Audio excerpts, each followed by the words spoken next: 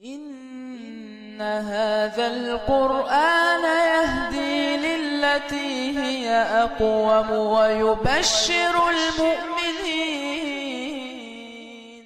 اعوذ باللہ من الشیطان اللعین الرجیم. بسم اللہ الرحمن الرحیم. الحمد للہ رب العالمین.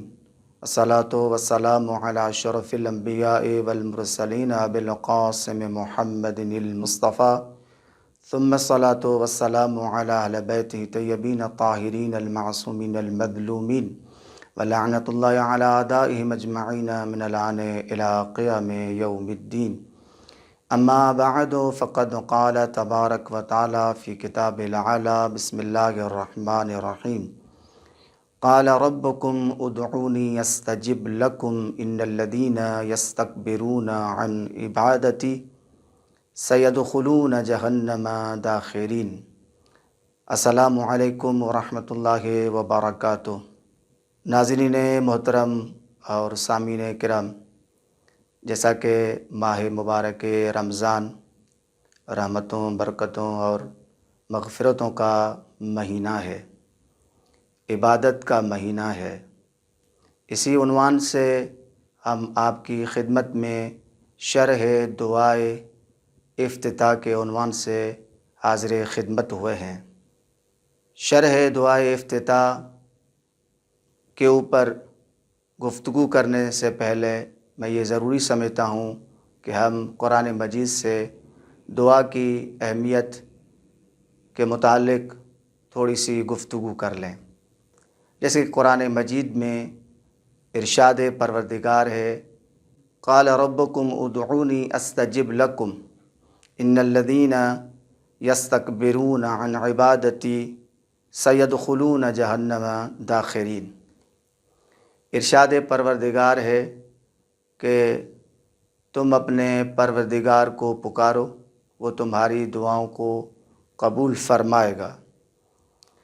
ان الذین یستکبرون، اور وہ لوگ جو تکبر کرتے ہیں، عن عبادتی، میری بندگی سے، سیدخلون جہنم داخرین، یقیناً عنقریب ہم ان کو جہنم میں داخل کریں گے.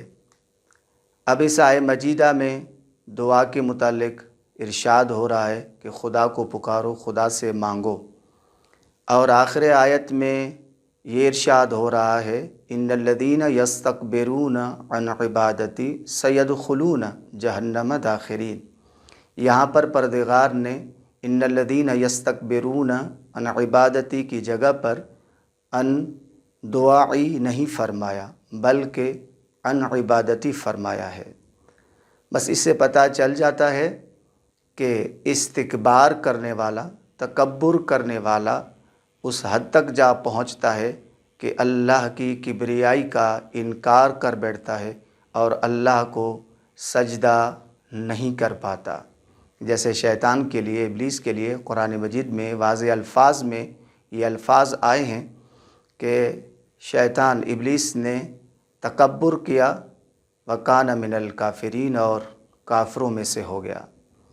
تو استکبار اس آیے کی روشنی میں نتیجہ انکار ہے خدا کی بندگی کا. تو ماہ مبارک رمضان ہے، ماہ مبارک رمضان عبادت کا مہینہ ہے، اور دعا ایک عبادت ہے. جیسے رسول کائنات کی حدیث مبارکہ ہے، آپ صلی اللہ علیہ وآلہ وسلم ارشاد فرماتے ہیں، الدعاء مخ العبادہ، دعا تمام عبادتوں کی بنیاد اور اساس ہے. ماہ مبارک رمضان میں انسان پروردگار کی عبادت کرتا ہے، تو دعا ان تمام عبادتوں کی بنیاد اور اساس ہے. اسی لیے مزید قرآن مجید میں بھی ایک مقام پر ارشاد باری تعالیٰ ہے، قل ما یأبأ بکم ربی لولا دعاؤکم، انہیں کہہ دو کہ تمہارے پروردگار کو کوئی پرواہ نہیں ہے اگر تمہاری دعا نہ ہوتی. تو یہ دعا ایک ایسی عبادت ہے کہ جو تمام عبادتوں کی اساس اور بنیاد ہے. اسی لیے آپ اس مادی دنیا میں اگر نگاہ ڈالیں تو انسان خواستہ نخواستہ مادی چیزوں کی طرف زیادہ توجہ کرتا ہے، اس کی طرف زیادہ بھاگ دوڑ میں لگا ہوتا ہے کہ مادی چیزوں کو حاصل کر لے، لیکن حقیقت خلقت انسان کو اگر دیکھا جائے تو انسان پیدا ہوا ہے اپنے رب کی عبادت کے لیے، بندگی کے لیے، اللہ سے خاص رابطہ برقرار کرنے کے لیے۔ تو بہترین ذریعہ دعا ہے، جو خاص طور نماز میں انسان اللہ سے مانگتا ہے۔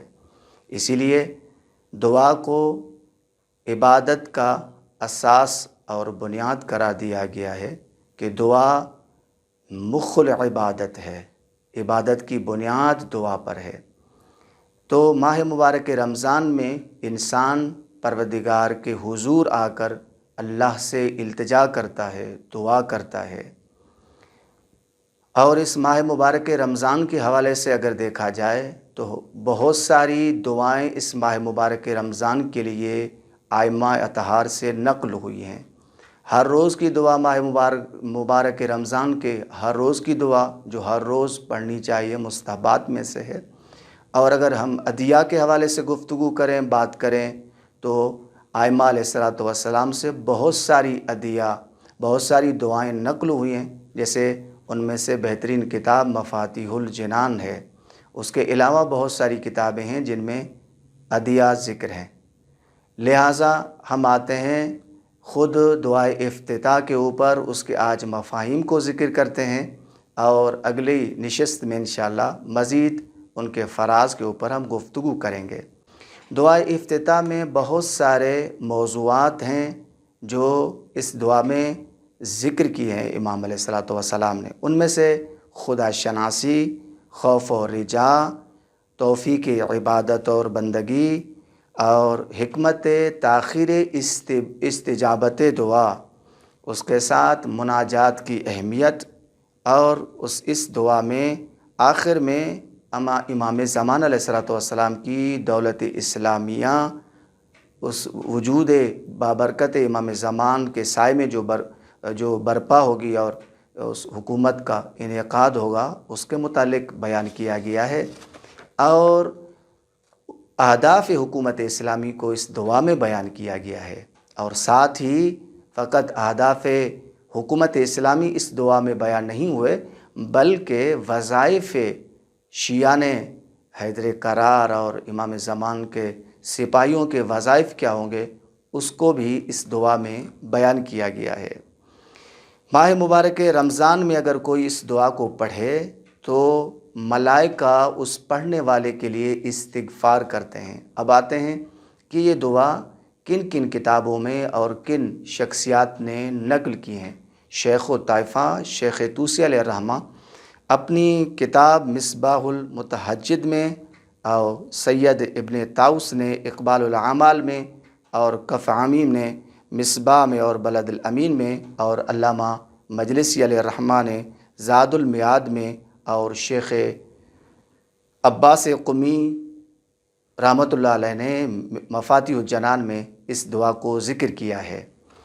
ہم اگلی نشست میں انشاءاللہ اس دعا کے بقایا جو فراز ہیں کہ اس دعا کی وجہ تسمیہ ایک لفظ اور کلمہ ہے جو افتتح الثناء بحمدک، اس دعا کی ابتدا ان کلمات سے ہو رہی ہے، اس وجہ سے اس دعا کو دعائے افتتاح کہا جاتا ہے۔ اسی کے ساتھ ہمیں اجازت دیجیے، انشاءاللہ ہم اگلی نشست میں اس دعا کے فراز اور بقایا جو مضامین ہیں اس کے اوپر گفتگو کریں گے۔ السلام علیکم ورحمۃ اللہ وبرکاتہ۔